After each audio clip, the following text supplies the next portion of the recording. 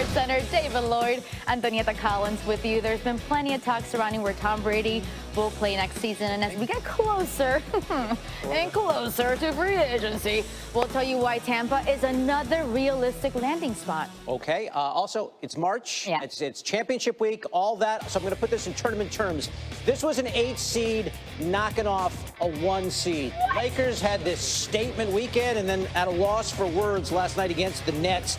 LeBron diving for loose balls Sunday and doing it again. More floor burns last night. Tic-tac-toe passing. Kyle Kuzma with the finish.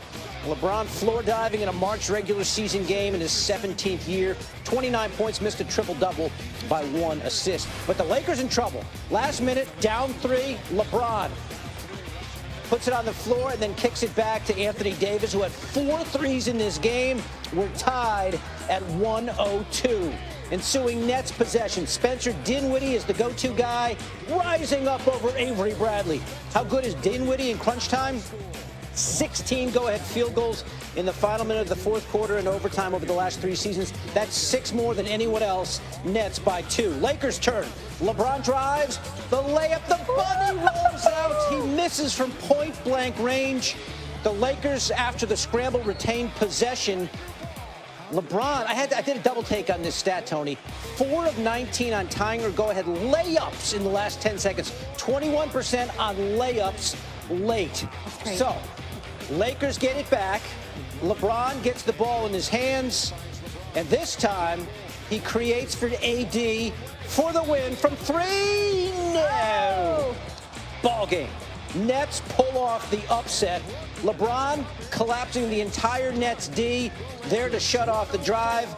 Great look for Anthony Davis. The entire Nets bench would get up and bark at him, including KD. See, KD doesn't want to look. Why is that? Okay, let's time travel back to 2015.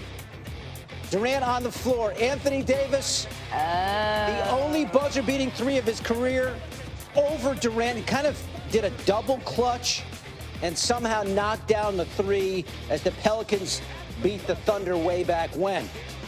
Let's bring it back to last night. Davis, much easier try this time, but he can't get it to go. Nets 104-102 winners. So the Lakers beat the Bucks and Clippers, then tripped up by Brooklyn, who are 2-0 under Jacques Vaughn.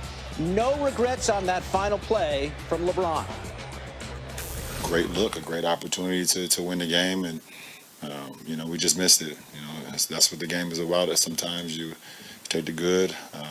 It's a make or miss league at times, but we had a hell of a look, and it didn't matter who was over there, AD, or he stepped up, took it, missed it, but it's okay. If Kuz was over there, KCP, Danny, whatever the case may be, the same pass would have been delivered on time and on target, and we'll live with the results. We just got to be better. We got to be better, and they played some good basketball. They made us pay on offensive rebounding. We allowed too many offensive rebounds. We had some careless turnovers in that first half, allowed them to get a lead, especially in that third quarter. So we just got to be better and stay even keeled no matter what's going on. So the Nets win as a 12-point underdog. That's their largest upset win anywhere in more than 4 years. Also their largest upset win on the road in more than 6. And it's tied for their 4th largest upset win on the road in nearly 3 decades. All of which gives the Bucks a bit more breathing room in the race for the NBA's best record. The Lakers now trail the Bucks by 3 games. LA has 19 games left, Milwaukee only 17. Lakers with a slightly easier schedule than the Bucks down the stretch. David, Celtics looking to get back on track and clinch a playoff berth, visiting the Pacers. Boston starting hot from the field, kick-started by Jason Tatum, knocking down the sidestep 3 from the top of the key. He goes for 20 points on 7 for 11 shooting in the first half. Celtics will lead by as many as 19. However, it wasn't all leprechauns and pots of gold because we had a near collapse in the 4th. Under 5 to go. Pacers, they were storming back. Victor Oladipo, my man, looking like himself again. Hits that, baby. That cuts it to 6, so 3:30 to play now. Oladipo, he was so good. Another 3, putting on vintage performance, scoring a season-high 27 points. All right, so 3 minutes to go. The ball gets tapped up in the air. Domantas Sabonis finds T.J. Warren. He hits that. Pacers showing a lot of fight. Okay, so 1:30 to go. Pacers up by 2. Tatum, he cuts right through the defense for that dunk, baby. 30 points. He said games like these are tough, but you have to learn to win them under a minute to play.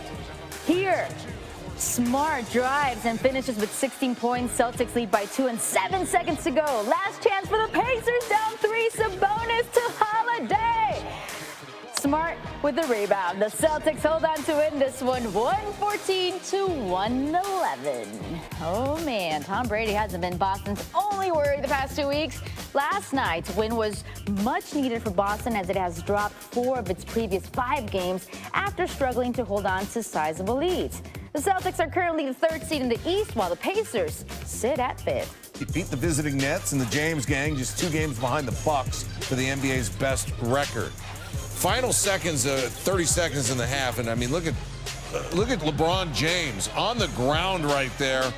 Kyle Kuzma will finish, but I mean, you think James, I mean, that's setting an example. By the way, Stan, you got to check out Quinn Cook's Active Dreamers Kobe hoodie. Yep. You got to Google it. It's pretty cool, man. Saw his mom, Janet Cook, at Howard over the weekend. She's a bison.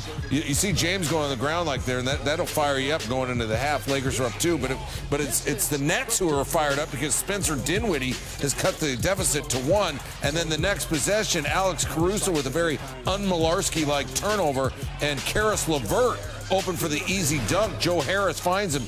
Nets up 7 after 3, but here come the Lakers, down 3. Anthony Davis ties it up at 102.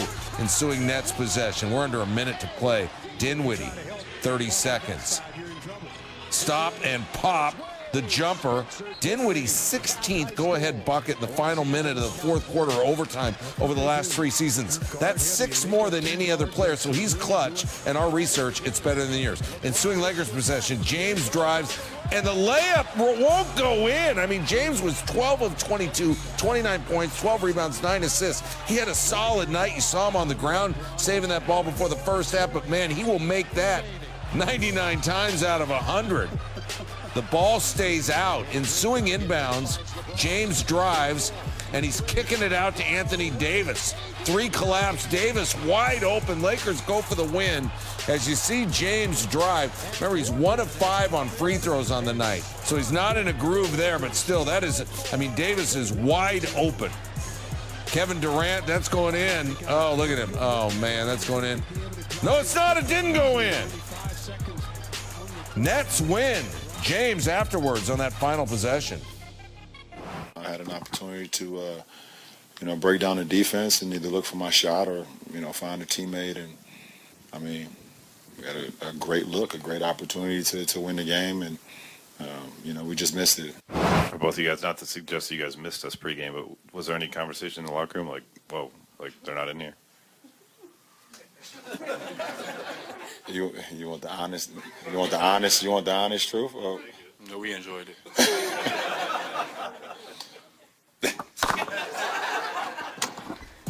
Man, they ended with a missed shot, and then they throw a cold shot out there. Nets, 12-point underdogs, largest upset win since January of 26.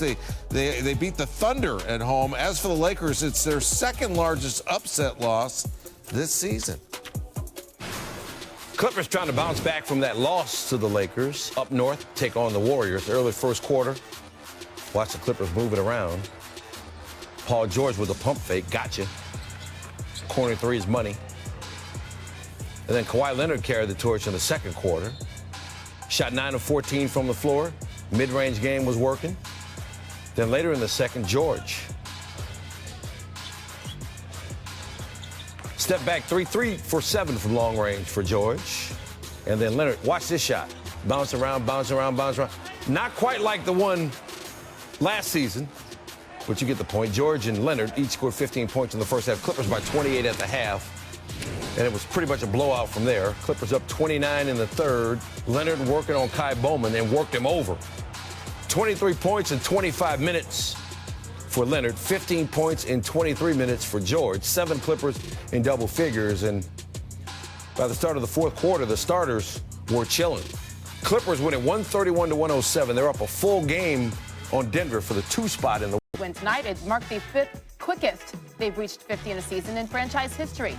For the record, the 4 times they got to 50 quicker, they won the NBA championship all 4 of those years. Our basketball power index gives the Lakers